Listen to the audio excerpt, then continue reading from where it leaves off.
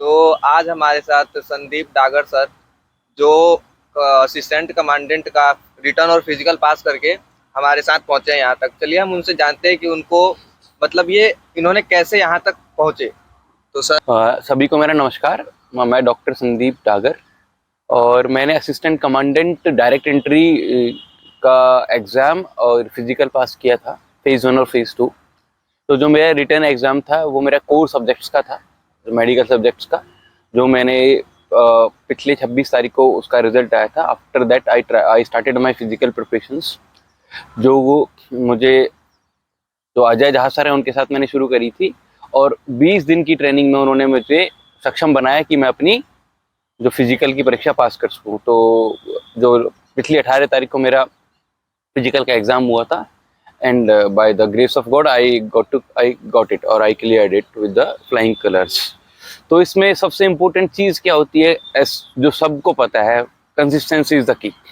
आपको आपका एम पता होना चाहिए, आपको आपकी एम को कंप्लीट करने के लिए आपकी रिक्वायरमेंट्स पता होना चाहिए, उन रिक्वायरमेंट्स को फुलफिल करने के लिए आपका जो कंसंट्रेशन है, फोकस है, वो रहना चाहिए। अगर ये सब चीज़ें आपके पास हैं तो फिर आप अपनी मंजिल को बहुत आसानी से पा सकते हैं, क्योंकि एक रास्ता है, एक मंजिल है, और एक सफ़र है, और एक चलने वाला है। अगर ये चारों चीज़ें हैं तो फिर कमी किस चीज़ की है? आपको सक्सेस मिलेगी, एक बार नहीं मिलेगी, 2 बार मिलेगी, दूसरी बार में नहीं, तीसरी बार में मिलेगी, लेकिन मिलेगी ज़रूर अगर इन चारों चीज़ों का कॉम्बिनेशन आपके पास है। अभी असिस्टेंट कमांडेंट की तैयारी कर रहे हैं, उनके लिए आप क्या कहना चाहते हैं? असिस्टेंट कमांडेंट की 2 एंट्रीज होती हैं। एक डायरेक्ट एंट्री होती है जो प्रोफेशनल्स के लिए होती है, और दूसरी होती है यूपीएससी के द्वारा। यूपीएससी के द्वारा होती है उसमें एज लिमिट 25 ईयर्स है, और जो डायरेक्ट एंट्री होती है उसमें एज लिमिट एज पर प्रोफेशन है। लाइक डॉक्टर्स के लिए 30 ईयर एज है, और इंजीनियर्स के लिए भी ऑलमोस्ट 30 ईयर्स है।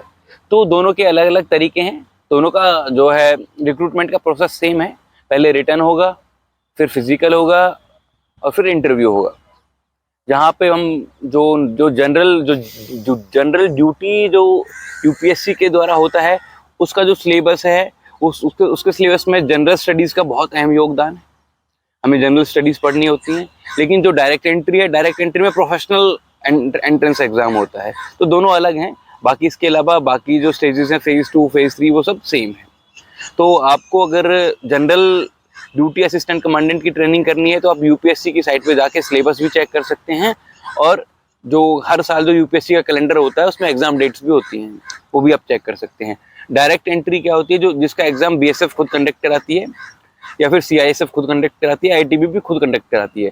उसके लिए आपको उनकी साइट्स को सर्च करना पड़ेगा, और वहीं पे आपको एग्जाम पैटर्न, सिलेबस और जो स्टेजेस है, फेज़ 1, फेज़ 2, फेज़ 3, उनकी प्रोसेस वहाँ पे पता चल जाएगी।